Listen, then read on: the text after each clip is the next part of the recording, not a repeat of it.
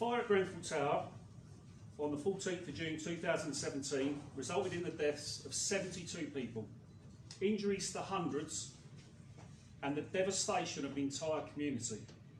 This was the worst fire in living memory in the UK and one of the worst high-rise residential building fires anywhere in the world.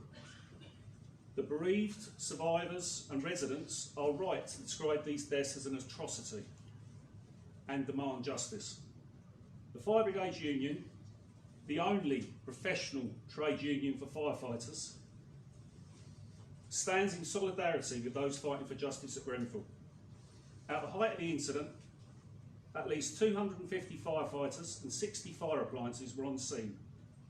Firefighters went into Grenfell Tower at considerable risk to themselves, and the sole aim was to save life.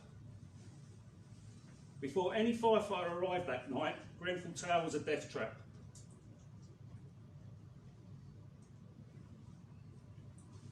Firefighters that night acted bravely in impossible circumstances, many of them repeatedly risking their own lives to save others. Firefighters, emergency control operators and supervisory officers have all suffered from the physical and mental effects of intervening in the fire. Every one of them regrets the tragic loss of life, and all want justice for the bereaved, survivors and residents. Firefighters, again, stand in solidarity with the bereaved survivors. You'll get a common link here, that we are standing with the survivors and share their grief for the lives lost that night. They have an absolute right to ask difficult questions. However, we've said from the start that the order of issues to be investigated has been entirely wrong. The inquiry structure prioritises scrutiny of firefighters who did everything they could to save lives, over investigating the critical issues of public safety that led to the fire and caused it to spread in such a disastrous manner. If the inquiry had started with the failings of this Tory government, then the real villains of the piece would have been splashed over the media headlines, rather than the firefighters who risked their own lives to save people in a building that nobody should have been living in, from a fire that, although unprecedented, was both predictable and preventable. Before any firefighters arrived, I say again, Grenfell Tower was a death trap. Firefighters that night acted bravely and repeatedly, risking their own lives to save others.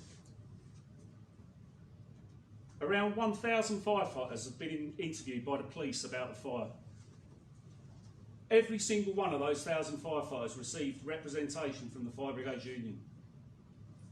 We mobilised from all over the United Kingdom and sat in and relived that night along with our members, offering support. Last year, the GTI questioned 88 firefighters, control staff and officers of the London Fire Brigade, and it has published more than 250 firefighter witness statements on its website. This has resulted in unfair, unjustified criticism of individual firefighters and emergency control staff in some areas of the media. We are determined to defend firefighters from unfair criticism and, where appropriate, to highlight the relevant failings of the policymakers and the politicians. The Grenfell Tower inquiry finally published its Phase 1 report on the 30th of October this year. In the report, the chairman, Sir Martin Morbick, has made a range of recommendations which were primarily for the fire service, but some as well for the owners and managers of these high-rise buildings. Some of you might have already read the report, but I've summarised the key bits.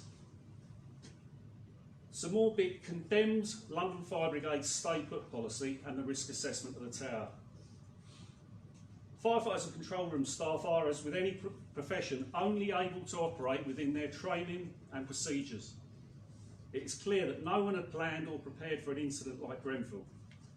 The planning by fire service policymakers did not take account of a fire where compartmentation would fail on such a scale. It's disgraceful that over 2 years since the fire there's been no major review or assessment of that stay-put policy. This could have been done within months of the fire, and we have raised this with government ministers on numerous occasions over the years. Concerns about that stay put policy were raised with central government as well, and the government must stop dragging its heels and recognise the urgent need to act. A number of organisations and experts have raised concerns about the stay put. On the 2nd of February, this goes all the way back, on the 2nd of February 2005, a fire occurred at Harrow Court on the 14th floor of a residential block. It's in Stevenage in Hertfordshire. 2 firefighters and 1 resident were killed. The FBU's report was published in 2007, and it made lots of recommendations, including re-evaluate the council's entire fire safety evacuation strategy. Nothing was done. The Larkenhall House fire on the 3rd of July 2009 resulted in the deaths of 6 people, with 15 residents and a firefighter injured.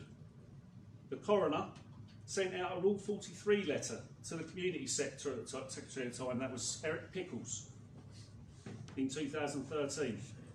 And in it, it said that the Westminster Government should publish consolidated national guidance in relation to the stay put principle. Again, nothing was done. Ministers did, however, promise to review the guidance with the Local Government Association. However, 6 years later, nothing's been done. There was no other evacuation policy available to firefighters on that night other than stay put, and the report rightly recognises this, while at the same time condemning the stay put policy. Morvick has also said, he said that more lives could have been saved if a full evacuation had taken place. We strongly refute the report's assertion that it would have been possible or safe to evacuate more than 150 people via a narrow, smoke-logged stairwell with just 30 firefighters. There's no evidence to suggest that was possible. It's particularly alarming that the inquiry failed on this issue to seek the advice of its own expert advisors on fire safety matters and firefighting matters. However, those on the evacuation would have been unsafe and potentially caused further casualties and further fatalities. There are currently no recommendations within the report for the fitting of sprinkler systems or for a complete ban on the use of combustible cladding, although the report does say that the tower's cladding failed to comply with building regulations. According to Morbeck, this is going to be looked at in phase 2. That just reveals the lack of urgency for the government to remove ACM cladding. If we're to prevent this from happening again, more urgency is needed, and this should have been the focus from the start. Grenfell Tower was one of 457 high-rise buildings that have now been found to contain the dangerous aluminium composite cladding. The government hasn't even started counting how many dangerous non-ACM cladding systems there are on buildings, but we estimate to be well over 1,000. The official narrative is that none of these systems comply with building regulations. Nonetheless, all passed under the eye of the building control officers without objection. How could this happen?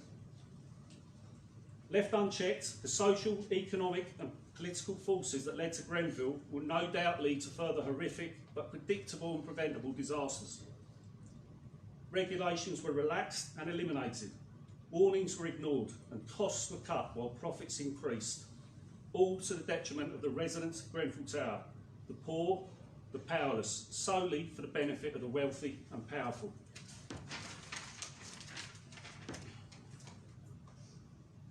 Any type of disaster is possible given the huge scope of the past and present government's extreme erosion of safety standards through deregulation, privatisation, outsourcing, subcontracting and austerity.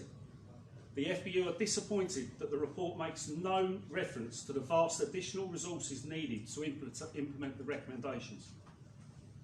It's time for the government to provide national leadership to properly fund and coordinate fire and rescue services and ensure that these urgent matters of public safety are addressed. The required changes will be about political will, so let's hope that the new Westminster government will. The true culprits of this fire are those who wrapped the building in flammable cladding, who gutted the UK's fire safety regime and who ignored warnings from previous fires, and who did not hear the pleas of a community worried for their safety. Government policy, greed and cuts have decimated the UK Fire and Rescue Service. It is not the chief fire officers who stand by their firefighters when cuts are proposed. It is the FBU and the FBU members who defend the fire service and the safety of the communities. We always have and we always will. The inquiry's interim report must finally be a turning point for fire safety in the UK. Warning after warning from previous fires were ignored.